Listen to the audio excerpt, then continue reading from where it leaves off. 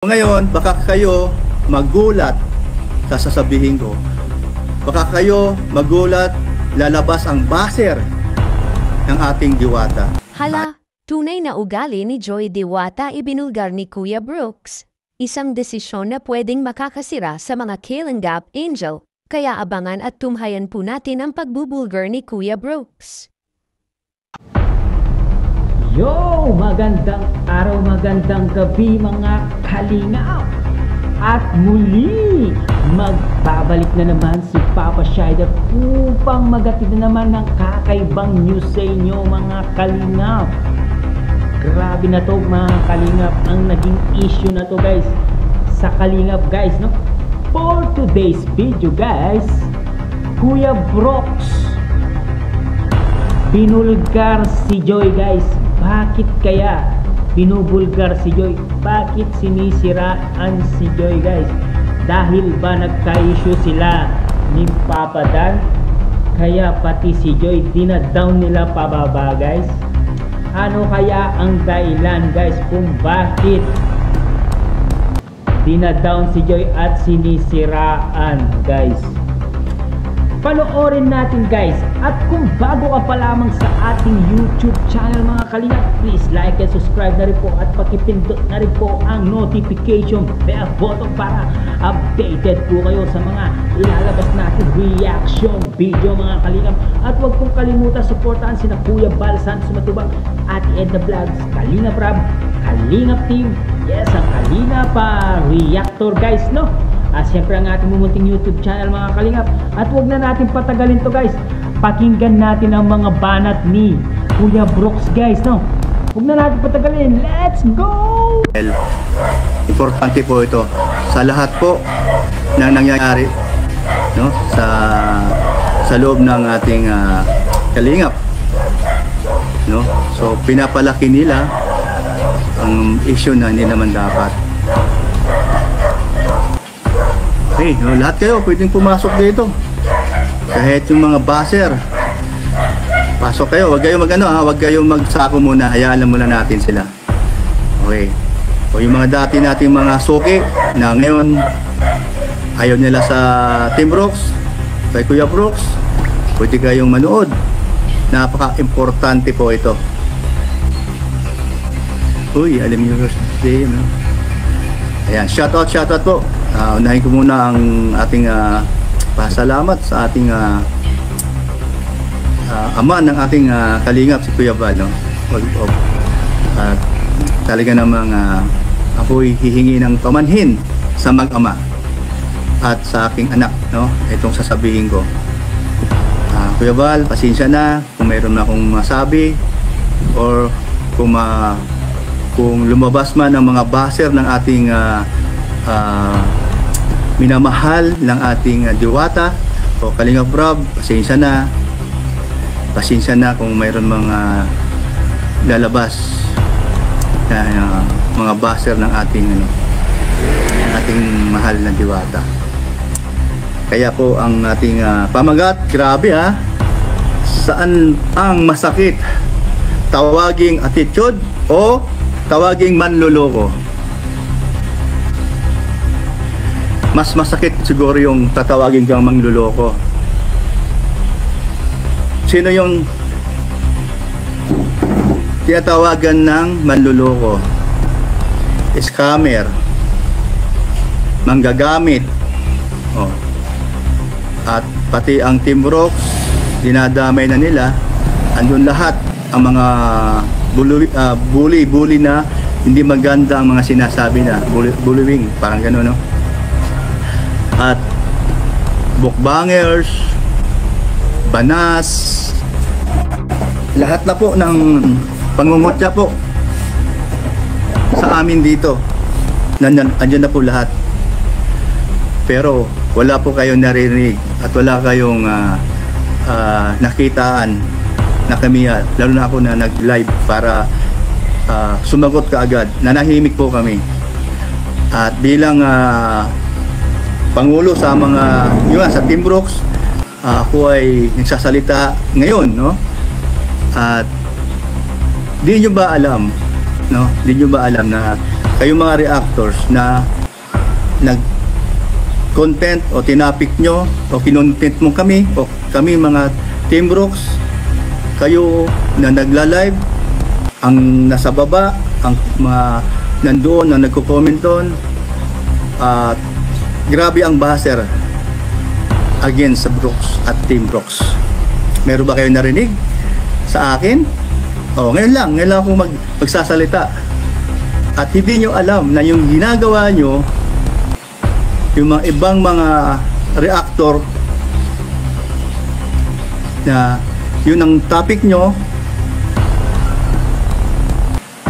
nasa Team Brooks, isa sa amin na sinisiraan daw ating Diwata. Nagsalita ang kapatid, di ba? Bakit ayaw mo munang i-PM o tawagan yung pinaghinalaan mo? At pangalawa, sabi mo, tumawag ka sa kanya, pero walang tawag. Pag tinawagan mo siya, agad-agad sumasagot yan. So, isa na yun. Nagsisinungaling ka na. Okay, pasensya nga pala, no, sa mga kagaya ni Kalingap Dan, no, na ayaw na nga sanang pag-usapan to. Hanggat maaari, tigil na. Kahit nga si Kalingap Rab, wala na magsasalita. Pero kayo, hindi tumitigil. Kami nanahimik kami. Gusto nyo kaming iniinis, ginagalit, pero ngayon lang kami, ako ngayon nagsasalita ngayon. Dinadamay nyo pa si Kalorne, kung ano-ano pa mga pinagsasabi nyo. Okay?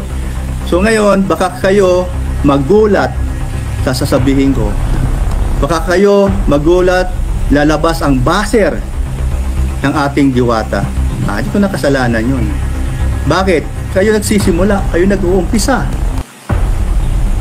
Nanahimik kami, gusto nyo, ipahiya nyo kami.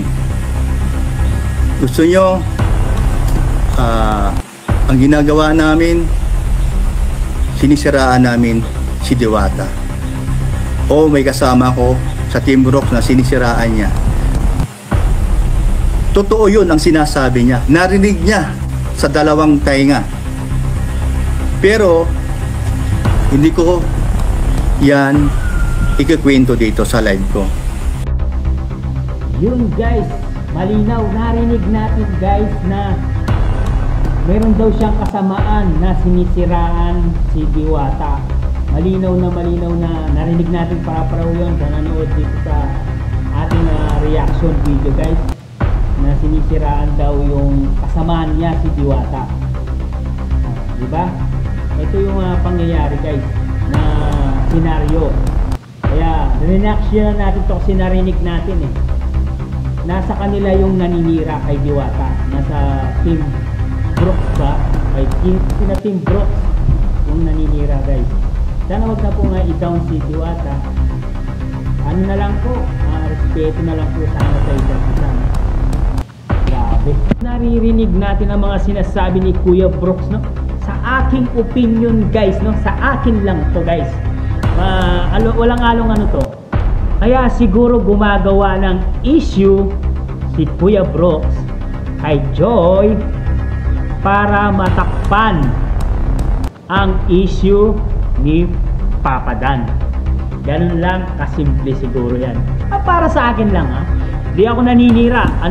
Both-sided ako. Sinisiraan si Joy or hindi ako sinisiraan si Kalingap Dan. Kaya siguro gumawa ng mga issue na ganyan kasi nga para mawala yung issue kay Papa Dan. Matakpan na yung nangyari dun sa love team ng Danjoy para mawala na yung issue na yun guys, no? Yun ang aking nasa psychotic sa utak ko yun guys. Kaya siguro nagkaroon ng ganitong issue, yes, para mawala yung issue nung nakaraan na araw, para mabura lahat yun. At dapat wag naman po siraan si Joy dahil tinulungan nyo tapos babagsak lang na pababa. Hindi naman makatao yun. Kailangan kung tinulungan nyo rin umangat. Hindi yung iilain yung pababa. Diba? Napaka-unfair naman yun sa mga beneficiaryo, dinadamay. Nadadamay mga beneficiary. Dapat din nyo na tinulungan kung ibabagsak nyo rin pababa yung bata, yung beneficiary nyo, diba? At dyan lang kayo guys, pakinggan natin ulit ang sinasabi ni Kuya Brooks. Bukas, antayin mo ang kanyang upload. Yung sinasabi yung tao na sisiraan niya si Diwata. Ha? Antayin nyo bukas kung ano ang katotohanan. Kalingap Dan, pasensya ka na. Alam ko naman na ayaw mo to. Kaya lang, sumusobra na sila. Lugbok na kami sa kahiyan sa social media. Akala nila, ang sinasabi nila ay totoo. Na kami ay scammer, tayo ay Kalingap Dan ay mangluloko. Ano bang masakit? Tawagin ka manluloko o attitude? Mas malupit yung manluloko. Ay attitude, lahat naman tayo may attitude. Ako, may ugali ako na sinasabi nyo mayabang. Panasalita, mayabang. Kayo ganun, meron din. Kahit si Diwata, meron din. Abangan nyo yan bukas. Ang kwento ng inyong pinaghinalaan kung sino yun. Okay. At alam mo ba kung sino masisira dito? Ang inyong Diwata. Mamaya-maya lang. Dito kanina si Kuya Bal at si Berador, Berador at saka si Agol, si DJ, si Mr. J, no? Dito sila pahinga, dito nagdala sila ng baon na meron silang take out, kumbaga galing sa labas. Kinipinto ko kay Kuya Bal yan. Si Kuya Bal nakikinig lang. Sabi ko, totoo yan. Hindi niya paninira kay Joy. Sinabi ko sa kanya, sabi ko pa nga sa kanya, hindi pwedeng ilabas kasi masisira si Diwata. Pero maya-maya, sasabihin ko to kung ano attitude ng ating Diwata. Ayun ha, hindi ako high blood. Ako ay normal na aking dugo. Every 3 days o sa isang linggo, 2 beses ako pupunta ng clinic. Ang aking BPI 120/80, 100/70. So ang sabi sa akin nung nag-check sa akin ay normal. Mag-isang buwan na, normal ang aking BP. Ang aking sugar, 126. Kanina, 123. Okay. So sasabihin nung lola na yan sa kanyang live na ako ay maraming sakit. Masabi lang niya para meron lang sa content sa akin. Hindi nyo kami tinitigilan. Wala kaming ginagawa sa inyo. Kaya kinausap ko nga si Presidente Berador. Ano mo to mga ito? Ba't ayaw kaming tigilan? Gusto pa nilang magmura ako? Ayaw ko naman gawin. Dahil di ko naman gawain yun. Hindi naman ako palamura. Pangalawa, hindi naman ako mahilig mag-content para kumita ako. Nagmura ka na para kumita lang, no? Ayaw ko nang gano'n.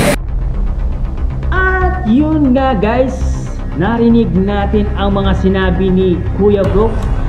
Kung kayo ang tatanungin namin mga kalingap, mga viewers, no? Ano ang opinion nyo dito sa nangyayaring kaguluhan na to sa loob at labas ng kalingap guys? Comment down below guys at babasahin natin lahat yan guys. Dami nang nakisyoso dito. Si Bopil Vlogs nakakontra na si Kuya Brooks, nag-ano na sila, papalitan na sila ng salita.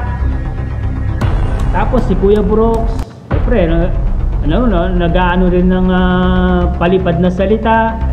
Dapat chill lang tayo, kausapin natin yung mga involved dito sa issue na to.